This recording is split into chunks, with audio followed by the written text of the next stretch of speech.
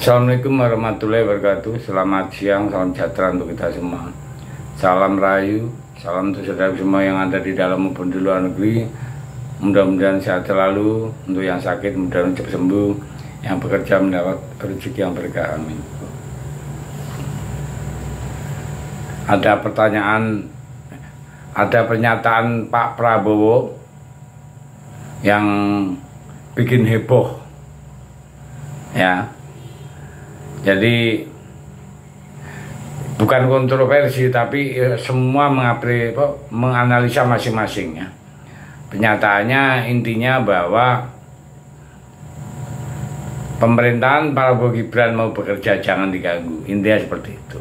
Nah, jadi banyak orang menganalisa bahasa ini kan, benarkah pada pemerintahan Prabowo Gibran nanti tidak boleh ada yang bersifat, ya, berkarakter oposisi, atau benarkah pada era pemerintahan Prabowo nanti tidak boleh ada yang protes, tidak ada boleh yang demo, tidak boleh yang kritik, ya. Apapun yang dilakukan oleh pemerintah Pak Prabowo ke depan, pertanyaannya ini, ya, perlu coba kita renungkan, ya. Menarik kita untuk analisa karena melihat dari bahasa tadi, dan fenomena ini, ya, itu banyak dibahas, banyak kalangan seakan-akan bahwa Prabowo kalau sudah bekerja untuk rakyat jangan boleh diganggukan seperti itu. Nah, itu pun berlanjut melihat dari saut menyaut, ya, antara Pak Prabowo dan Ganjar Pranowo soal postur atau susunan kabinet, ya. Kalau saya bilang bantah-bantahan, nah, itu lah, ya, kalau bahasa Jawanya Prabowo dengan Ganjar Pranowo mungkin terlalu berlebihan, nah. Kita sebut aja saut menyaut antara Prabowo sebagai presiden terpilih dan Ganjar sebagai capres yang telah dinyatakan kalah pada pemilu kemarin, ya. Terkait kabinet yang beredar di tengah publik bahwa kabinet yang akan dipimpin oleh Pak Prabowo ke depan itu sangat gemuk, sangat besar, diperkirakan ada sekitar 40 kementerian yang akan dibentuk oleh Pak Prabowo Subianto, yang akan diumumkan oleh Pak Prabowo Subianto dalam rencana kabinet nanti. Tapi ini informasi yang beredar, ya. Fakta kebenarnya berapa nanti kita tidak tahu. Ini adalah berita informasi yang beredar di tengah publik yang kemudian ditanggapi oleh Pak Ganjar. Kayaknya itu kegemukan, kegedean. Nah, itu bagaimana akan menghemat anggaran, kira-kira seperti itulah yang kemudian keluarlah lagi statement Pak Prabowo di dalam sebuah acara. Kalau tidak salah di acara PAN, ya. Pernyataan kalau tidak ingin kerjasama, tidak mau kerjasama, jangan ganggu karena kami mau bekerja.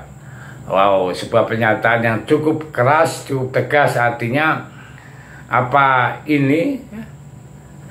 Selain soal keras, tegas, saya melihat bahwa Pak Prabowo sekarang mulai mengklaim dirinya sebagai pemilik kebenaran mutlak, mengklaim dirinya sebagai seorang pekerja, pengabdi yang paling baik.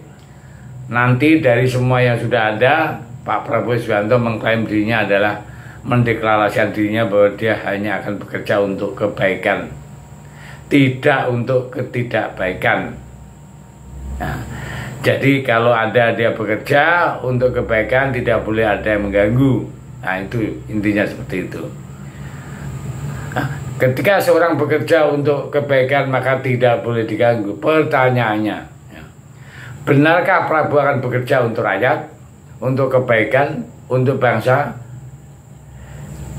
Siapa yang bisa menjamin? Hampir semua pemimpin yang pernah ada di setiap pemilu, setiap kampanye selalu menjanjikan hal-hal yang wah dan luar biasa, yang indah tentang mimpi kesejahteraan rakyat. Tetapi faktanya banyak pemimpin yang justru menjerumuskan bangsa negara kita sendiri, ya. Situasi yang semakin tidak baik Kita contoh melihat ya 10 tahun Pak SBY dengan sengaja dengan segala janjinya, kita melihat bagaimana 10 tahun Pak Jokowi juga dengan segala janjinya. Kita telah merasakan ada dampak positif dan negatifnya. Jadi kita ini seperti diiming-imingi fakta morgana yang terlihat indah, padahal itu khayalan semua. Karena kita dibawa ke dalam jerat beban utang yang luar biasa ya oleh Pak Jokowi. Jadi semua apa yang dibangun ini akan menjerat leher kita suatu saat. Bagaimana menjerat pemerintah? Pasti akan bebankan semua tagihannya kepada rakyat, ya, kepada pembayar pajak. Yang kita tahu ya, pajak itu kan pasti rakyat yang dibebani ya.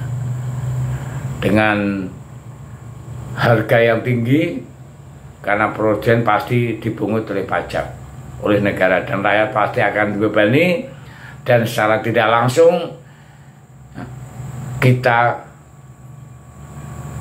membayar utang-utang itu.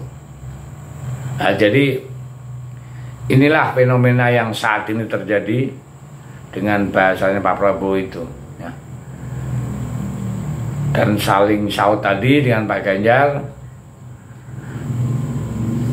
saya pikir bahasa Pak Ganjar juga normatif saja, tapi kenapa harus direspon terlalu berlebihan? Saya pribadi mengatakan kalau 40 ya kegemukan, karena Pak Jokowi kan tidak sampai situ. Sehingga ada perbandingan yang diucapkan Pak Ganjar itu ada perbandingan sebelumnya. Kecuali saat Pak Jokowi itu kabinetnya 50 terus Pak Prabowo 40, kegedean, ya itu namanya kan ngerambut. Ini kan enggak. Pak Prabowo 40, Pak Jokowi di bawahnya, otomatis kegemukan. Dan wajar saja namanya Pak Ganjar mendeklarasikan di oposisi, harus ada kritik. Kritik seperti ini justru kritik yang membangun. Karena apa? Karena dengan adanya kegemukan, otomatis itu menelan atau memakan anggaran negara lebih banyak. Dan terkesan Pak Prabowo itu 40 itu mengakomodir dari berbagai partai, karena yang mendukung kan banyak, dengan gemuknya koalisi sehingga jatahnya dibagi-bagi. Nah itu, ya itu sah-sah saja kan, itu adalah prerogatif presiden ya. Jadi itulah sekarang situasi yang sekarang, walaupun tidak memanas tapi ini cukup dinamis ya. Malah justru ini adalah bagus untuk perpolitikan di Indonesia dengan adanya kritik yang membangun. Terima kasih, merdeka.